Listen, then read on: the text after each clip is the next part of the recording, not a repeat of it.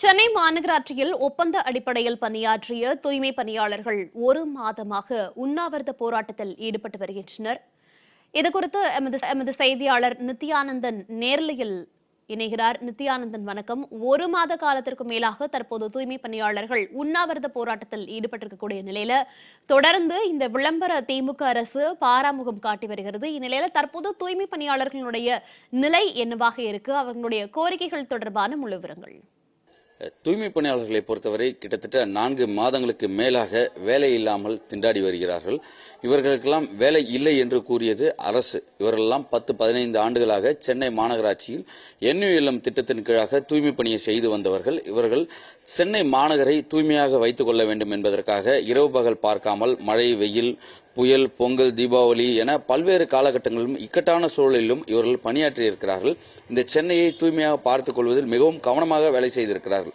இந்த தூய்மை பணியாளர்களை கடந்த 7வது மாதத்துடன் வேலை இல்லை, தனியாருக்கு நாங்கள் ஒப்படைக்கிறோம், இந்த பெருக்கக்கூடிய தூய்மை பணியை தனியாரிடம் ஒப்படைக்கிறோம் என்று ஆந்திராவை சேர்ந்த ராம்கி என்ற ஒரு தனியார் நிறுவனத்திற்கு தமிழ்நாடு அரசு சென்னை மாநகராட்சி ஒப்பந்தத்தை வழங்கிவிட்டது.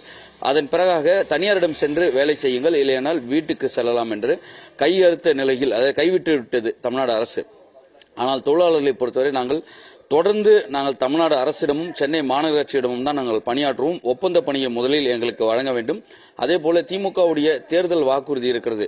அதாவது ஆட்சிக்கு வந்ததற்கு பிறகு தூய்மை பணியாளர்கள் பணி நிரந்தரம் செய்யப்படுவார்கள் என்று திமுக தேர்தல் வாக்குறுதி கொடுத்த நிலையில் பணியே இல்லை என்று தற்பொழுது அவர்களை வீடுகளுக்கு அனுப்பி வைத்து 4 மாதங்களுக்கு மேலாக உணவின்றி வாழ வழி இல்லாமல், வீட்டு வாடகை கொடுக்க முடியாமல், மாணவர்களுக்கு படிக்கக்கூடிய பிள்ளைகளுக்கு ஃபீஸ் கட்ட முடியாத ஒரு சூழலும் இந்த தூய்மை பணியாளர்கள் இருக்கிறார்கள். இந்த 2000 குடும்பங்கள் பாதிக்கப்பட்டிருக்கிறது. 2000 தூய்மை பணியாளர்கள் பாதிக்கப்பட்டிருக்கிறார்கள். 2000 குடும்பங்கள் வாழ வழி இல்லாமல் தவிக்கக்கூடிய சூழலில் தொடர்ந்து சென்னை அம்பத்தூரில் இருக்கக்கூடிய கம்யூனிஸ்ட் கட்சி அலுவலகம் இருக்கிறது, உழைப்போர் உரிமை இயக்கத்துடைய அலுவலகம். இந்த அலுவலகத்தில் இன்றுடன் ஒரு மாத காலமாக இந்த தூய்மை பணியாளர்கள் தொடர்ந்து உண்ணாவிரத போராட்டத்தை முன்னெடுத்து வருகிறார்கள். இந்த ஒரு மாத கால உண்ணாவிரத போராட்டம் என்பது மிக முக்கியமானது. உண்ணாவிரதம் அகிம்சை வழியிலான போராட்டம். இந்த போராட்டம் பல தீர்வுகளை கண்டிருக்கிறது. இந்தியாவில் காந்தியடிகளையே உண்ணாவிரத போராட்டத்தில் இருந்ததற்கு பிறகு பல சாத்தியங்கள் எல்லாம் சாதித்து காண்பித்திருக்கிறார். அந்த வகையில் இந்த உண்ணாவிரத போராட்டம் என்பது ஒரு மாத காலமாக 8 பெண் முதல் கட்டமாக 17 நாட்கள் 4 பெண்கள் இருந்தார்கள். உடல்நிலை மிகவும் மோசமடைந்ததற்கு பிறகாக அரசு மருத்துவமனையில் அவசர சிகிச்சை பிரிவில் அவர்கள் சேர்க்கப்பட்டார்கள்.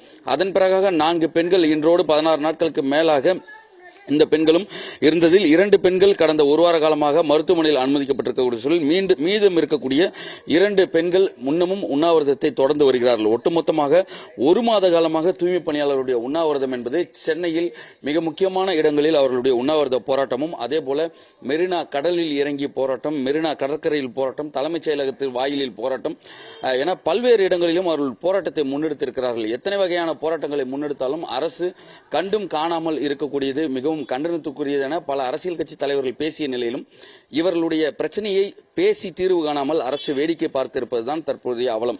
தூய்மை பணியாளர்களுக்கு பணி வழங்க மெத்தனம் காட்டக்கூடியதும், தூய்மை பணியாளர்களுடைய பணியை தனியார் வசம் கொடுக்கக்கூடிய அரசு ஏன் எங்களுடைய வரியை அரசு புரிந்து கொள்ளவில்லை என்பதுதான் இந்த தூய்மை பணியாளர்கள் கேட்கக்கூடிய மிகப்பெரிய கேள்வியாக இருக்கிறது.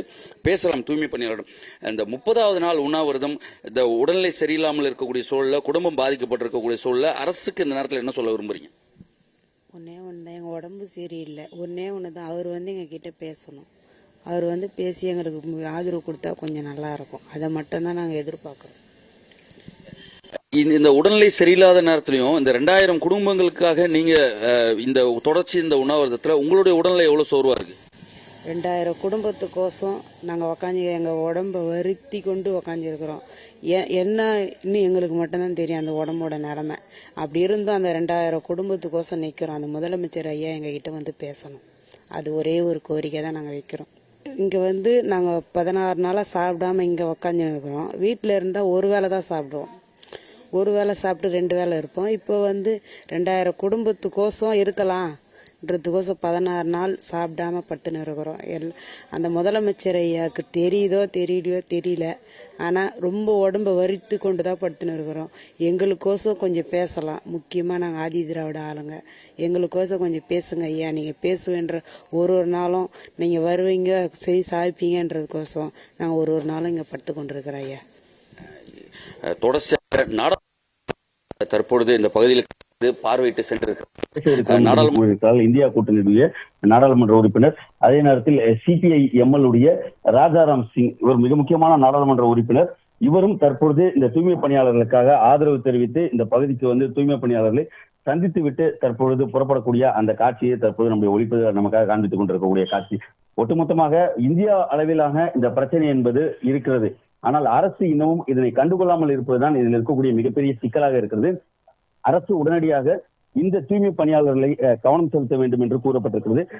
கவனம் செலுத்த வேண்டும். காலையில் முதலமைச்சர் கொடுத்திருக்கிறார் நாடாளுமன்ற உறுப்பினர் ராஜாராம் சிங். உடனடியாக இந்த தூய்மை பணியாளர்களுடைய பிரச்சனையை தீர்க்க வேண்டும் என்பதற்காக இனியும் அரசு தாமதிக்காமல் தூய்மை பணியாளர்களுடைய பிரச்சனையில் அவர்களுக்கு பணி வழங்க வேண்டும் என்பதுதான் தூய்மை பணியாளர் வைக்கக்கூடிய மிக முக்கியமான கோரிக்கையாக இருக்கிறது. 30வது நாள் உண்ணாவிரதம் என்பது மிகப்பெரிய நீண்ட நாள். அரசு பேச்சுவார்த்தையை நடத்த வேண்டும் என்பது அனைவருடைய கோரிக்கையாக இருந்து வருகிறது. தகவல்களுக்கு நன்றி நித்யானந்தன்.